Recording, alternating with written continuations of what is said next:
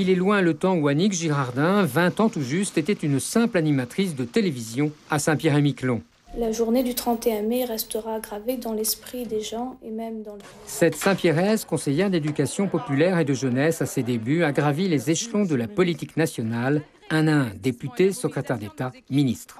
Élue donc députée de Saint-Pierre-et-Miquelon à 4 reprises, entre 2007 et 2017, secrétaire d'État chargée du développement et de la francophonie sous les gouvernements Valls en 2014, ministre de la fonction publique en 2016 et donc ministre des Outre-mer depuis le 17 mai 2017. À partir du moment où on m'a proposé de venir au ministère de l'Outre-mer, j'ai dit oui pour une seule raison. Oui pour l'archipel, oui pour les Saint-Pierre-et-Miquelonais, parce qu'au ministère de l'Outre-mer, j'apporterai des réponses que je ne peux pas apporter en tant que députée. Et depuis 17 mois, elle n'a pas chômé, la Saint-Pierraise, quand le cyclone Irma se déchaîne sur les petites Antilles. Ce fameux 6 septembre 2017, elle débarque à Saint-Martin dès le lendemain. Et à ceux qui l'attaquent alors sur la gestion même de la crise, elle répond aussitôt.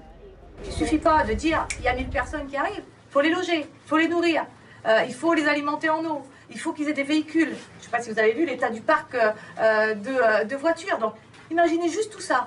Non, l'État a été à la hauteur du défi. Même chose quand elle atterrit sur l'aéroport de Pamandie à Mayotte afin de tenter de régler l'éternel problème de l'immigration clandestine, et ce, à l'issue d'un mouvement social aigu en février et mars 2018. Il faut régler ce problème avec les Comores.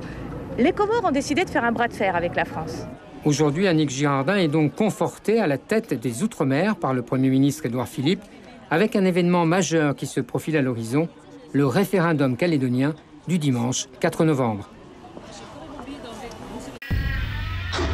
Suivez l'info sur Guyana Première, télé, radio et Internet.